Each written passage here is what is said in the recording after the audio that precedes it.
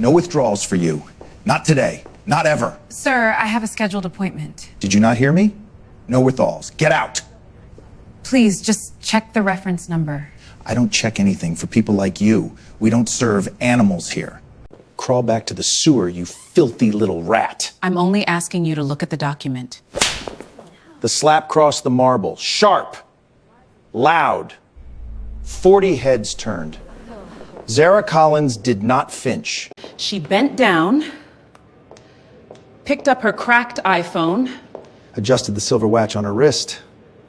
4 small letters engraved on the back. FLXR.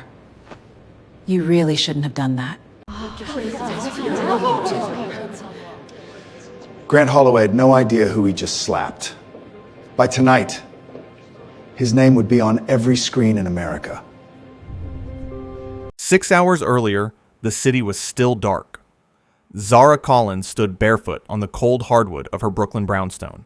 The kettle hissed on the stove. Steam climbed toward a low pendant lamp. She poured hot water into a chipped UCLA mug. The coffee bloomed black. The smell of dark roast filled the kitchen. She wore the same hoodie she would wear later that morning. UCLA Math, class of 2009. The cuffs were frayed. There was a small ink stain near the left wrist. She had owned this hoodie for 15 years. She had never thrown it away. On the marble counter, 3 things sat side by side. A tablet glowing with 3 Wall Street briefings. A leather folio embossed with 4 small letters. And a framed photo of a man standing on the steps of a small wooden church in Mississippi. The man was her father, Reverend Cyrus Collins. He had been gone 4 years now. Zara picked up the photo. She held it for a moment. Her fingers traced the edge of the frame. "Money is loud enough on its own, baby girl," he used to say. "You don't need to be." She set the photo back down, took a sip of coffee. Then she opened the folio. Inside was the final paperwork. A $1.5 billion acquisition. Crown Heritage Bank and Trust. Old money. Old marble. Old portraits of dead white founders staring down from oil canvases. The deal had closed 48 hours ago. It was sealed, signed, filed. Nobody outside the boardroom knew yet. Zara was 26 years old. She owned the bank.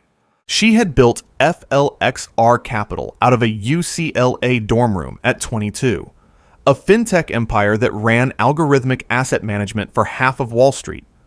Forbes had put her on the cover last year. The magazine was somewhere on a shelf. She had turned the cover toward the wall. Her phone buzzed. A name lit up on the screen. Vivian Marston, her chief operating officer. "You're not seriously doing this," Vivian said. "I'm doing it." Zara, you are about to walk into the flagship branch of a bank you just bought. In a hoodie, without a security detail. You know what they're going to assume the second you walk in there. Zara smiled. The smile was small, tired, old. "I'm counting on it." There was a long pause on the line. "What if it gets ugly?" "Then I'll know exactly what kind of bank I just bought." She hung up. By 11:30 in the morning, she was on Park Avenue. The sun was sharp. The wind off the East River cut through her hoodie. She did not zip it up. Her sneakers slapped softly against the sidewalk. Crown Heritage Bank and Trust occupied an entire corner of the block. 6 stories of gray limestone. A revolving brass door. A small bronze plaque by the entrance that read, "Members since 1908. Inside, the lobby smelled like floor polish and cold espresso. A chandelier hung from a 30-foot ceiling. Marble columns rose on either side of the teller line. The air was hushed in that careful, expensive way. There was a velvet rope at the VIP counter. An actual velvet rope. Behind it, a man in a tailored Armani suit sipped sparkling water from a crystal glass. His name was Bradley Sutton, a hedge fund partner. $40 million in personal accounts at this branch alone. He glanced over his glass and frowned slightly when he saw Zara walk in. The branch manager noticed her too. Grant Holloway, 52 years old, Yale undergrad, third-generation banker, Navy three-piece suit, pocket square, folded into 3 crisp peaks. He had a Mont Blanc pen in his hand. When he saw the woman in the hoodie, his pen tapped twice on the counter. Tap, tap. Officer Tanner Wilson, the security guard near the door, let out a quiet sigh. He had heard those 2 taps before. He had heard them many times. At the back of the lobby, a banker named Marissa Caldwell looked up from her terminal. She had read the morning compliance email. She had seen the FLXR acquisition memo at 6 a.m. Her stomach tightened. Zara walked toward the regular teller line. She took a numbered ticket. B23. She sat down. She opened her cracked phone. She waited. The clock on the wall ticked toward 11:34. The digital board above the teller line glowed in soft amber. B21. A man in a wool overcoat walked up. 2 minutes later, B22. A woman with a stroller. The line moved. Zara watched the numbers tick forward. Then the board jumped. B22 to B24. Zara looked down at her ticket. B23. She looked back up. The board did not change. The teller behind the counter, a young woman with a name tag that read Claire, caught her eye. Claire's mouth opened slightly, then closed. She glanced sideways at Grant Holloway. Grant was already walking over. His shoes clicked across the marble. Polished. Italian. He walked the way men walk when they have decided the room belongs to them. "I'll handle this one personally," he told Claire. He did not look at Zara when he said it. He spoke as if she were a piece of furniture being discussed for removal. Zara stood up. She walked to the counter. She placed her ID and the printout in front of him. "Good morning. I have a scheduled withdrawal. The reference number is on the document." Grant did not look at the document. He looked at her hoodie, then at her sneakers, then at her face. His upper lip lifted slightly, the way people lift their lip when they smell something rotten. "Scheduled withdrawals," he said slowly, "are for account holders with verified standing. I think you might be at the wrong branch, sweetheart. I'm at the right branch. Are you sure? Because the check cashing place is 2 blocks down. Most of your kind go there." A small laugh from somewhere in the lobby. Bradley Sutton, behind the velvet rope, smirked into his Pellegrino. Zara did not raise her voice. She tapped the printout with one finger. "The reference is right here. It will only take a moment to verify." Grant exhaled through his nose. He picked up the paper as if it were contaminated. He glanced at it for less than a second. Then he set it back down. "I'm going to need 3 forms of identification: government ID, a utility bill, and a recent tax return." "That's not Crown Heritage policy. It is today." She reached into her tote and pulled out her driver's license, her passport, and her bank card. 3 forms of identification, none of them utility bills or tax returns. She placed them gently on the counter. Grant looked down at the license. His jaw worked. "I'll need to run this through fraud verification. Wait here." He took her ID. He walked away. He did not come back for 11 minutes. The lobby kept moving around her. A woman in pearls was being walked through a wire transfer at the next counter. A man in a windbreaker was depositing a check. The espresso machine behind the VIP rope hissed and spat. Someone laughed softly. A phone rang. Bradley Sutton ordered a second sparkling water. Zara stood still. She did not move. She did not check her phone. She did not sit down. She waited. When Grant came back, he was smiling. "Ma'am, I'm afraid the system is flagging some anomalies on this account. We can't proceed with the withdrawal today. Have a blessed day." He slid her ID across the counter. He did not slide the printout back. "What anomalies?" "I'm not at liberty to discuss that." "You ran my ID. You can tell me what came back." "Ma'am, I really must ask you to step aside. There are paying customers waiting." He turned his head deliberately toward Bradley and the velvet rope. He shrugged. He raised his eyebrows in a way that said, "Can you believe what walks in here?" Bradley laughed out loud this time. A small, sharp laugh. Marissa Caldwell, the banker at the back, stood up from her chair. She did not say anything. She just stood up. Zara took a slow breath through her nose. "I would like to speak to the branch manager." Grant smiled wider. He spread his hands. "You're looking at him. Then, I would like the contact information for the regional vice president. I'm afraid that information isn't given out to walk-ins. I'm not a walk-in. I have an appointment. You had an appointment until the system flagged you." He turned his head again, this time toward the security guard near the door. "Officer Tanner Wilson." Grant lifted 2 fingers slightly and tilted them. "Tanner, could you escort the lady to the door? I think she's a little confused about which branch she's at." Tanner did not move right away. "Sir, has she done anything?" "Tanner, now." Tanner started walking, slowly. Zara reached into her hoodie pocket. She pulled out her phone. The screen was cracked. She tapped it once and held it up. She started recording. Grant's whole face changed. "Are you recording me? In a federally regulated financial institution? Put that phone down. Right now. I have the right to record in a public lobby. You do not have the right to record me. Put it down. Now." "Sir, I'm not lowering my phone. I'm only documenting." His hand came across the counter so fast she barely saw it. He swung at the phone. Hard. His open palm hit the back of her hand, and the phone went flying. It skidded across the marble and stopped against a column. But his palm did not stop with the phone. It clipped the side of her cheekbone on the follow-through. The crack of skin on skin was sharp. It bounced off the marble columns. It echoed up to the chandelier. 40 heads turned at once. Bradley Sutton's crystal glass froze halfway to his lips. The teller, Claire, let out a small sound. Not quite a word. Marissa Caldwell took 2 steps forward and then stopped, her hand pressed flat against her own desk. Tanner Wilson stopped walking entirely. Zara did not stagger. She did not put her hand to her cheek. She did not gasp.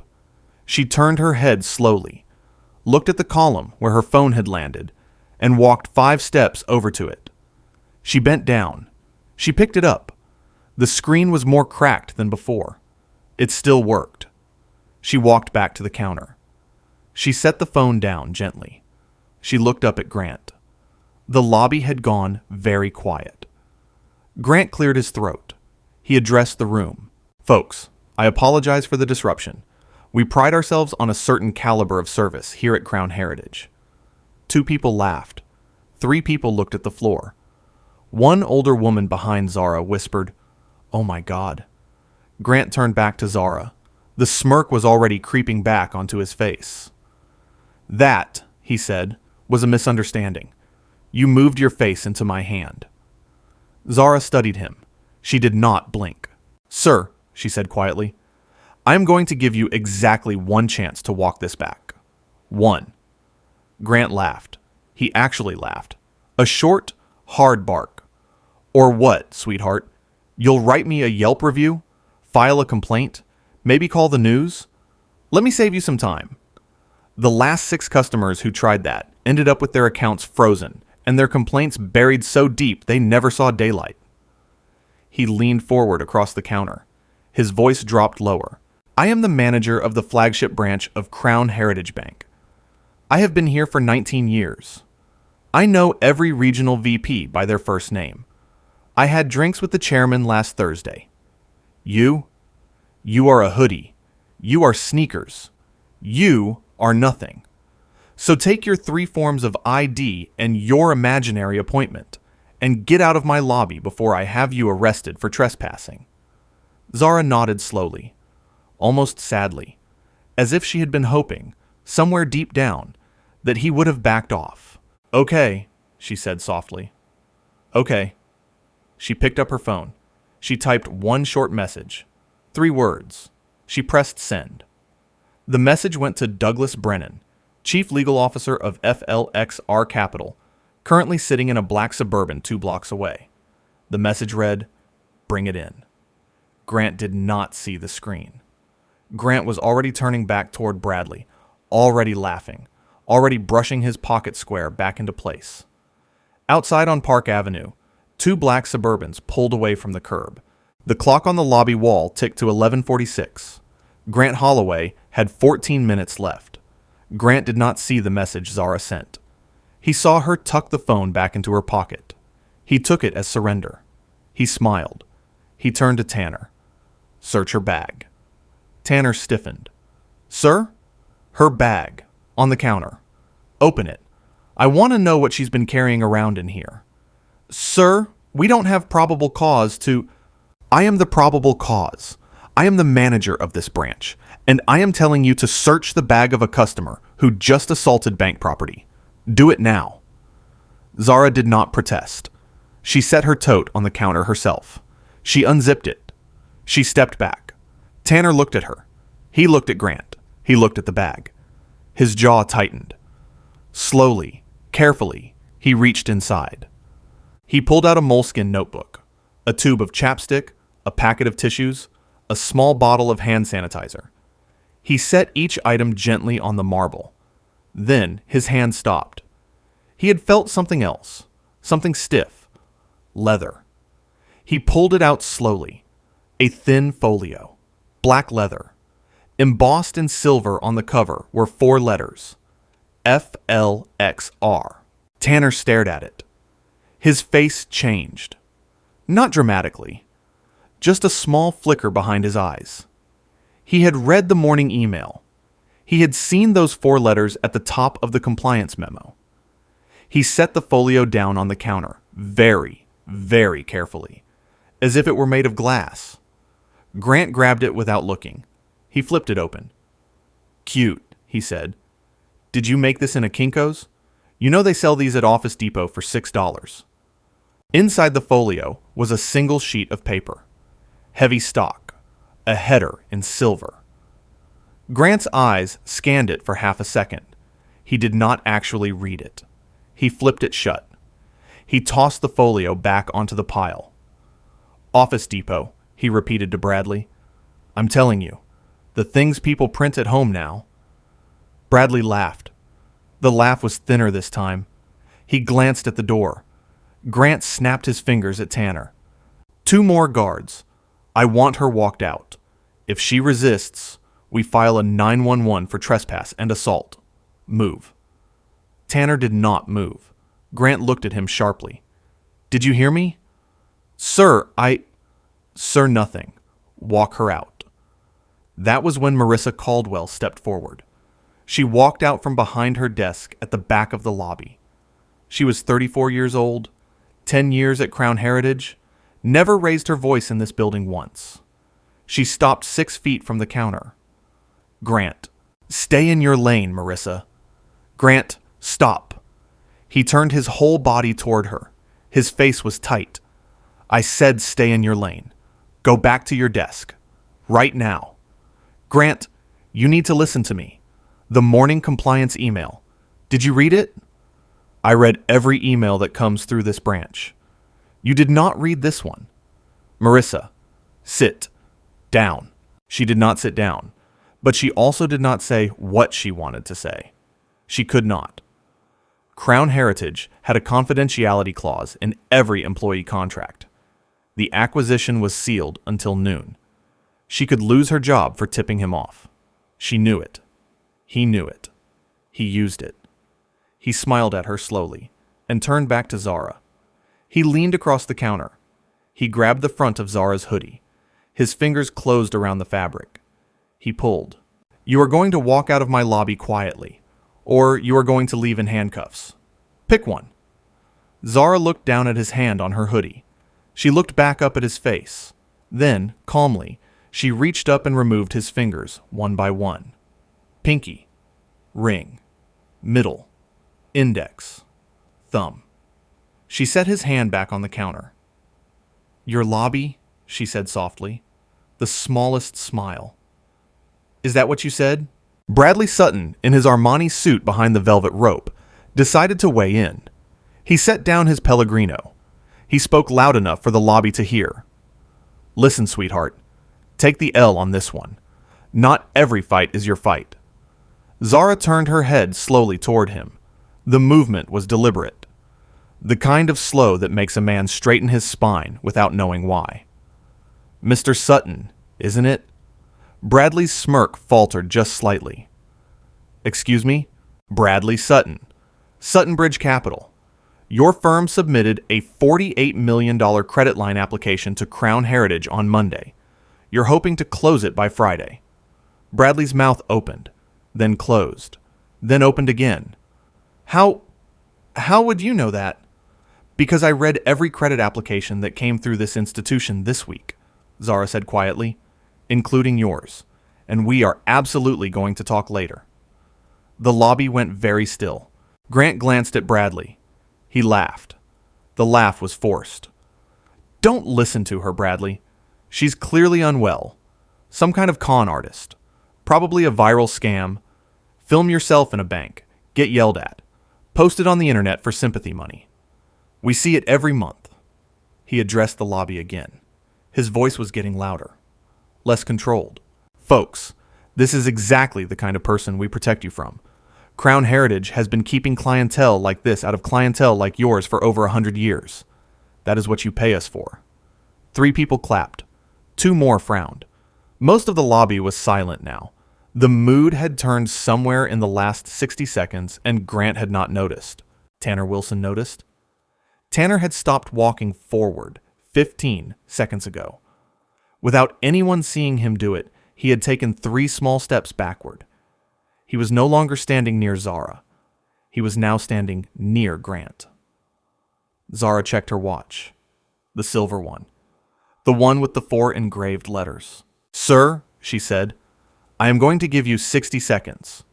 In 60 seconds, you are going to apologize publicly to me, to Ms. Caldwell, and to Officer Wilson. You are going to call your regional vice president. And you are going to read me the names of the last 6 customers whose accounts you froze." Grant laughed. "Or what?" "Or the choice is no longer yours." He held up his hands, mock counting. He folded one finger down at a time, slowly, theatrically. 5 fingers. Then he started on the other hand. Bradley laughed. A teller looked away. 60 seconds is a long time in a marble lobby. The clock on the wall ticked. The espresso machine sighed. Somewhere a copier hummed. A child outside on the sidewalk laughed, and then was gone. Zara did not look at Grant during the 60 seconds. She looked at the front door. At second 58, her phone vibrated softly in her pocket. She did not even pull it out to check it. She knew what it said. At second 60, the brass revolving door spun. 2 men walked into the lobby. The first was tall, 6'3", charcoal suit, ivory pocket square folded flat, not in 3 peaks. He carried a thin black tablet under his arm. His name was Douglas Brennan, Chief Legal Officer of FLXR Capital, 15 years at the SEC before that, and the most quietly terrifying man in any room he walked into. The second was shorter, wider. He carried a sealed black portfolio bound with a wax FLXR seal across the spine. A wax seal. Like something from another century. They did not stop at the security desk. They did not check in. They did not show ID. They walked across the lobby, and they walked toward the counter where Zara was standing. Grant turned. He saw them. He smiled the kind of smile a manager smiles when men in good suits walk into his branch. "Gentlemen, welcome to Crown Heritage. Are we here for an account opening today, or..." Brennan did not stop walking. He walked past Grant entirely. He stopped 3 feet from Zara and inclined his head slightly. "Dr. Collins, my apologies for the delay. Traffic was unforgiving on Park." The smile on Grant Holloway's face did not move. It did not fall. It froze, as if someone had pressed pause on his entire face. "Doctor," he said. The word came out small. "Doctor, who?" Brennan turned his head and looked at Grant for the first time. He did not blink. He did not raise his voice. He just looked at him the way a hawk looks at something small in the grass. Dr. Zara Collins, he said, founder and chief executive officer of FLXR Capital. As of 48 hours ago, the controlling majority shareholder of Crown Heritage Bank and Trust, including this branch, including you. Grant Holloway's face did something then that his face had never done in 19 years of banking. It went perfectly white. Behind him, the digital screens above every teller window, 12 of them, flickered all at once. The screens flickered, all 12 at once. For 3 full seconds, every monitor in the lobby went black. The ATMs by the entrance, the rate boards above the teller line, the lobby televisions playing CNBC on mute, the little screen behind Bradley's velvet rope, all of them, black. Then, slowly, they came back on. The Crown Heritage logo dissolved pixel by pixel. In its place, a new image bloomed across every screen at once. A black background, a silver crown. Beneath it, in clean white letters, Crown Heritage Bank and Trust owned by FLXR Capital under new ownership. Effective immediately. A small gasp moved through the lobby. The older woman behind Zara whispered, "Oh my God!" Bradley Sutton set his crystal glass down so hard it almost cracked. Marissa Caldwell exhaled for what felt like the first time in 20 minutes. Grant Holloway stared at the nearest screen. His mouth was open. His pocket square was crooked. This isn't possible. This is a system glitch. Tanner, call IT. Call them right now. Tanner did not move. Tanner was staring at the screen too. Brennan, beside Zara, calmly opened the black portfolio. He broke the wax FLXR seal with his thumb. He pulled out a thick stack of documents. He laid the top page on the counter in front of Grant. The header was 3 inches tall.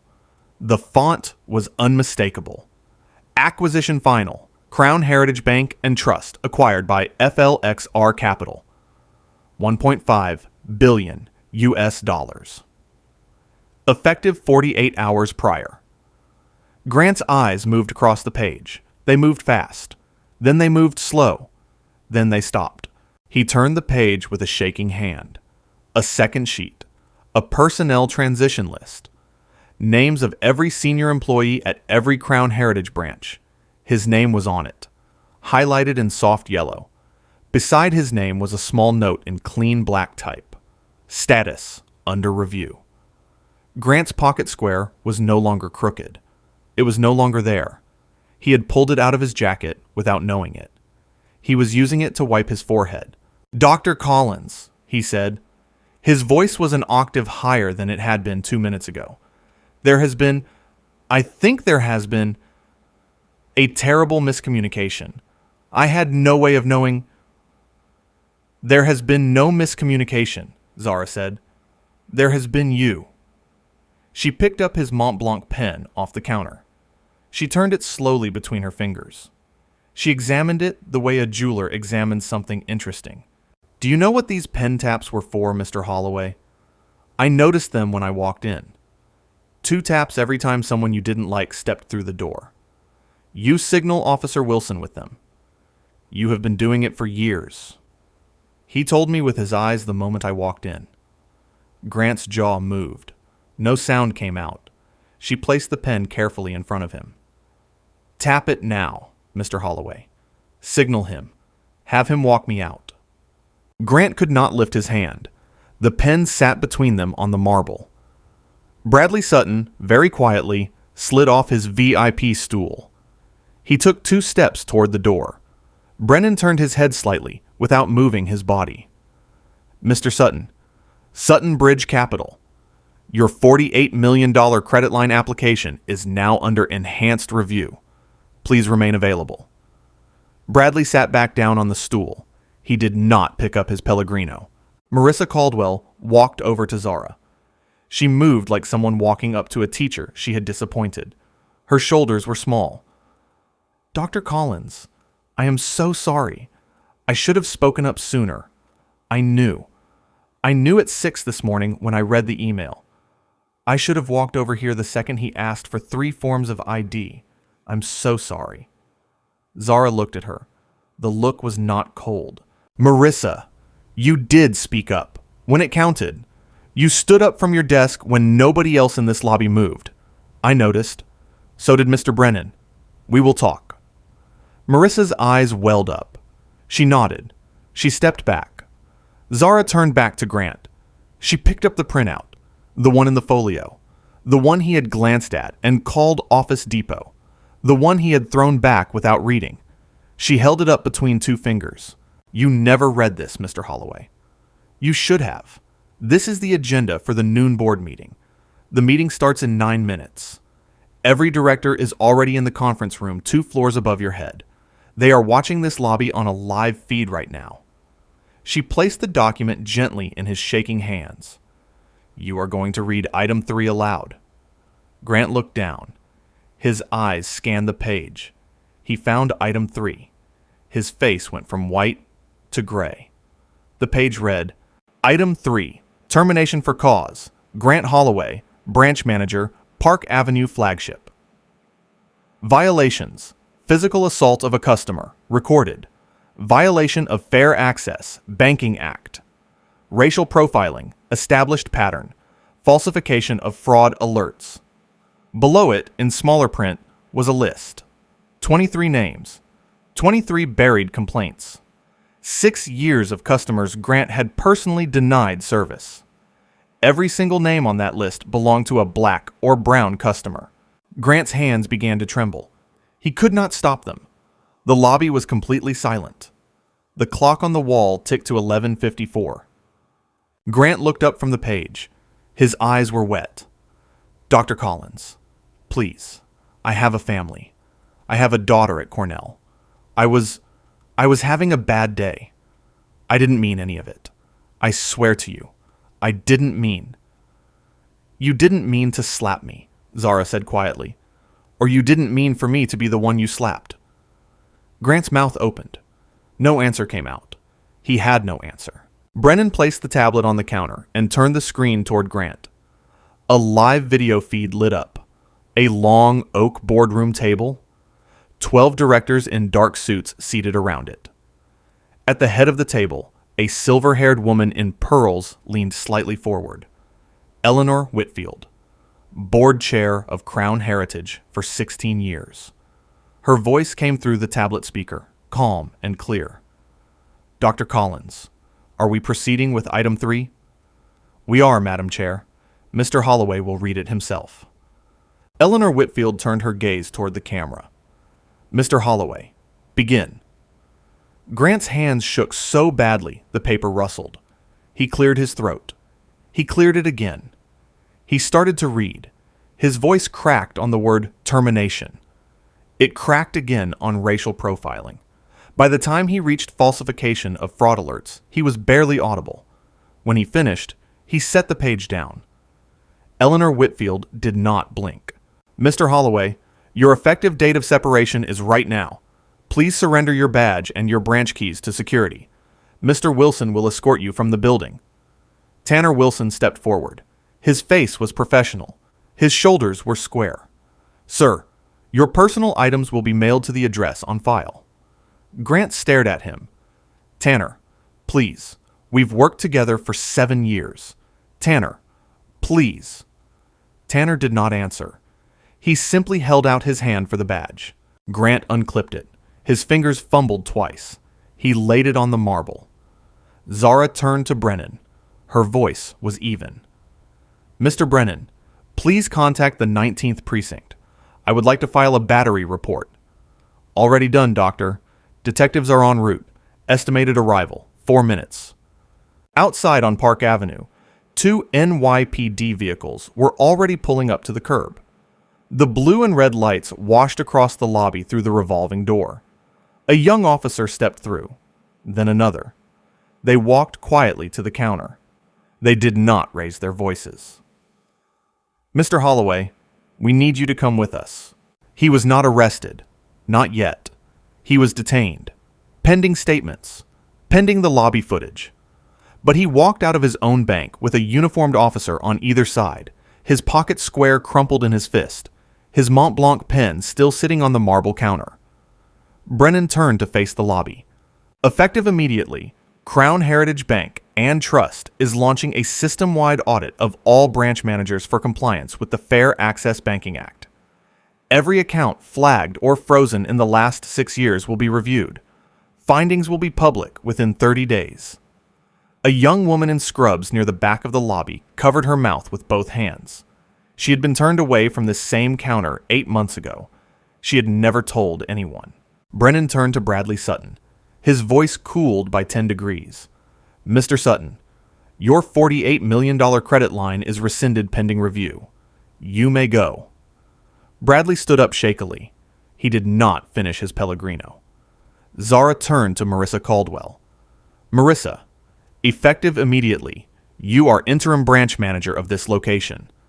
Your first task is to call every customer on that list of 23. Apologize. Restore their accounts. Ask them what they need. Marissa nodded. She was crying quietly. She did not wipe her face. Zara walked slowly to the center of the lobby. She did not raise her voice. She did not need to. The room was already silent. This bank was built on the idea that some people belong inside and some people don't. That ends today. The velvet rope at the VIP counter is being removed this afternoon. Every customer who walks through these doors will be served at the same standard. If that is a problem for any employee in this building, the door is to your left. Nobody moved toward the door. The clock on the wall ticked to 12:01. The lobby footage went online at 7:12 that evening. Zara released it herself through FLXR's verified channel with a single caption beneath the video. This is what happens at every counter, every day, to people who don't own the building. Watch it. Share it. Then look at your own. By midnight, the video had 9 million views. By the next morning, 26. By Friday, 88 million people had watched a Yale-educated branch manager slap a woman in a hoodie. The footage was clean and brutal. Multiple angles. The pen taps in slow motion. The 11-minute walkaway with her ID. The slap, captured by 3 different cameras at 3 different angles. The screens flickering. Grant's face going white. Tanner's quiet step backward away from Zara. Every moment captured in high definition by Crown Heritage's own security cameras, which Zara now owned. Cable news ran it on a loop. CNN ran a 4-part series on banking discrimination. MSNBC produced a 1-hour special called Behind the Velvet Rope. NPR ran a long, quiet feature called The Pen Tap. Every late-night talk show host did a segment within 72 hours. Forbes put Zara on the cover for the second time. The headline ran across the top of the magazine in bold black letters. The 26-year-old who bought the bank that tried to throw her out. Zara declined 98 interview requests in 3 days. She accepted exactly one. A long-form sit-down with a black-owned business publication out of Atlanta called The Ledger. The interview ran for 90 minutes. She did not talk about herself. She talked about the Fair Access Banking Act. She talked about the 23 names on the list Grant had buried for 6 years. She read each of those 23 names aloud on camera, slowly, with a small pause after each one. That moment alone was clipped and shared 60 million times.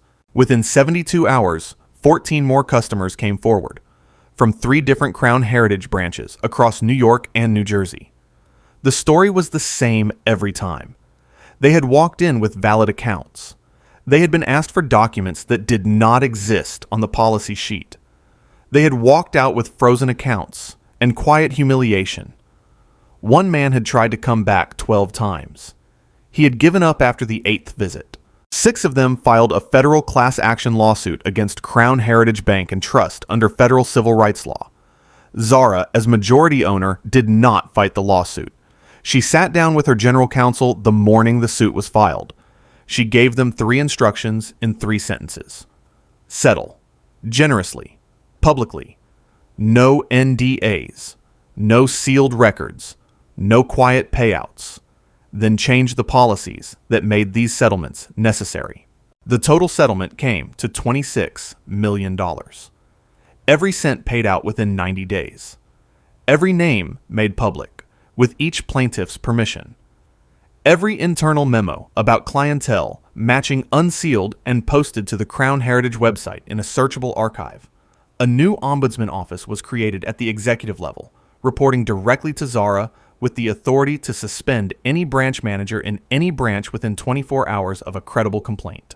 Then came the criminal trial.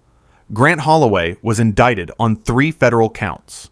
Misdemeanor battery for the slap, captured on lobby footage from 4 different angles. Federal civil rights violations under Title 18, Section 242. Deprivation of rights under color of authority, applicable because Crown Heritage held federal banking charters. And falsification of bank records for the fake fraud flags he had placed on 23 customer accounts over 6 years. The trial was held in federal court before Judge Harriet Sterling. The lobby footage was played on a courtroom monitor on the second day of trial. The audio of the slap came through the courtroom speakers, sharp and loud, the way it had echoed off the marble columns months earlier. 2 jurors visibly winced.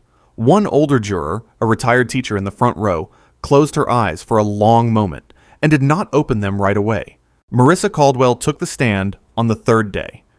She testified about the morning email she had read at 6 a.m. She testified about the moment she stood up from her desk. She testified that she had wanted to speak louder, sooner, and had not. She testified through tears that she would carry that silence with her for the rest of her career. Officer Tanner Wilson took the stand next. His testimony was the quietest of the trial.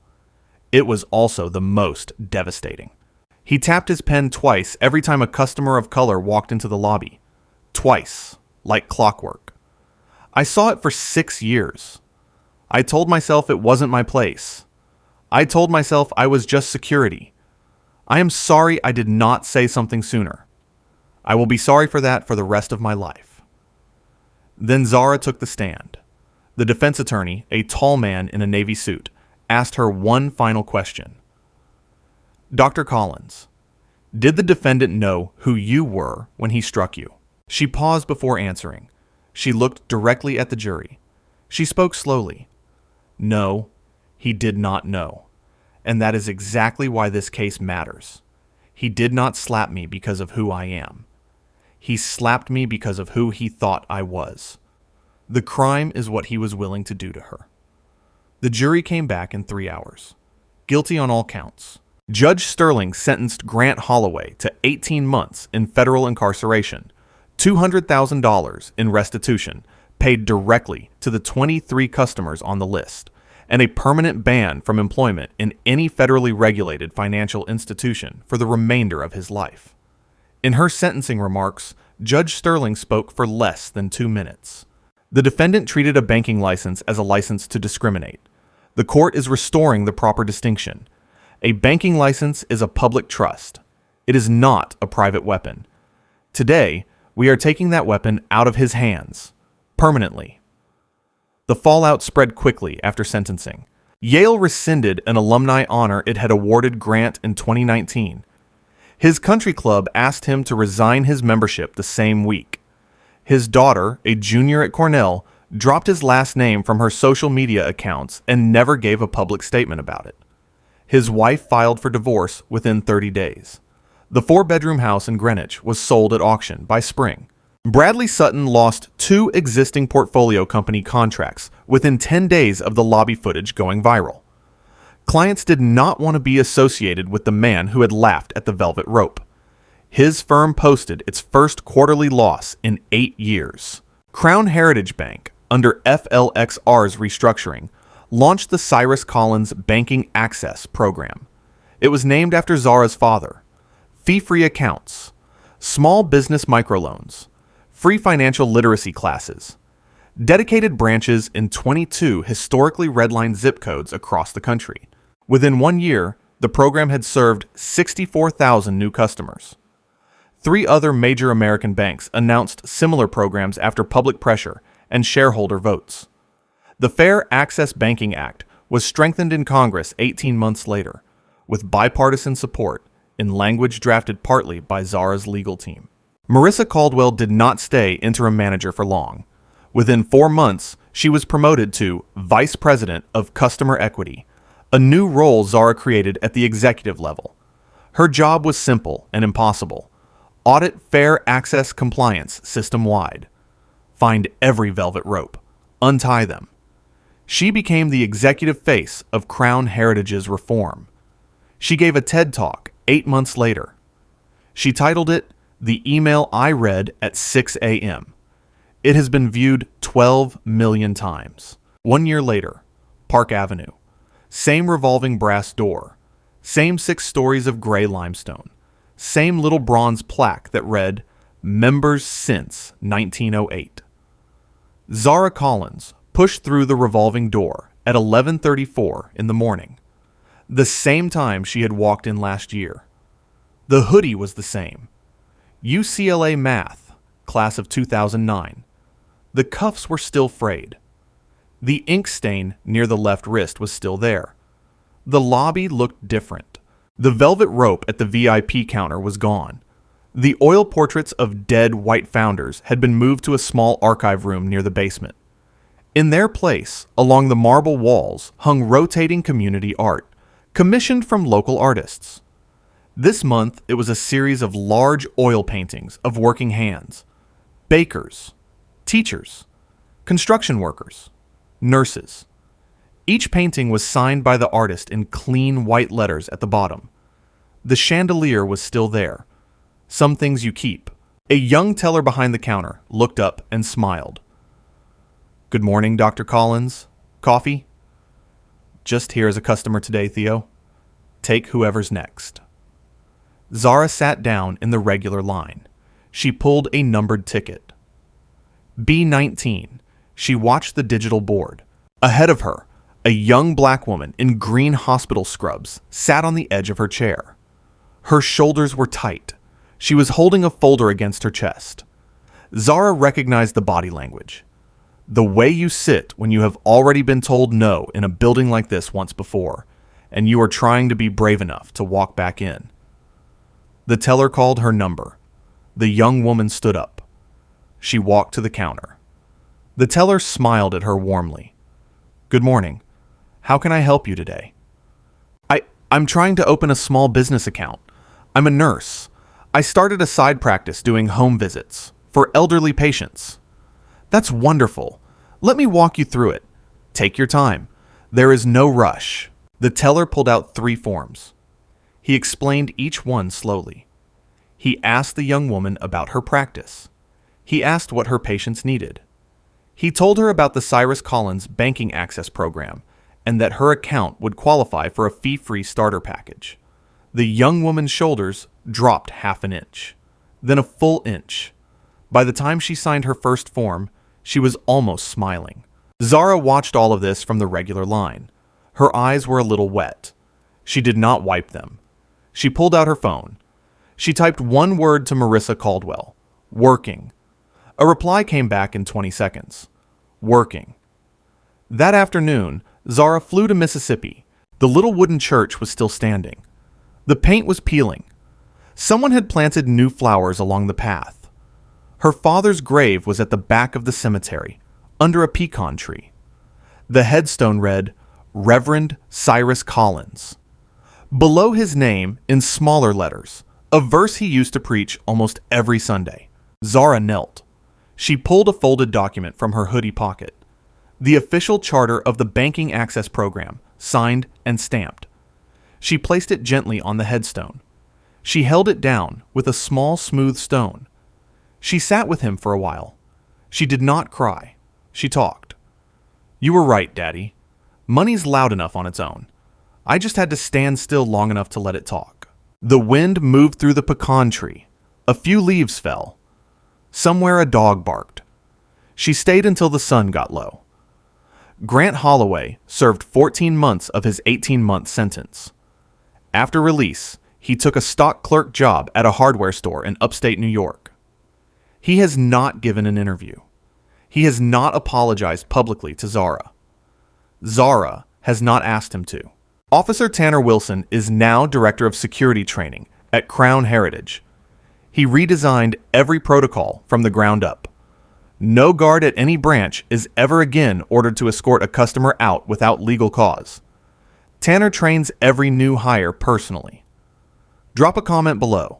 Have you ever been judged the second you walked into a room? What did you do? What do you wish you had done? If this story moved you, smash that like button. It tells the algorithm to put stories like this in front of more people who need to see them. Subscribe for more stories about the moment the powerful realize they picked the wrong person to underestimate. Zara didn't win because she was rich. She won because she was patient enough to let a man with power show the world exactly who he was, and prepared enough to hold him accountable when he did.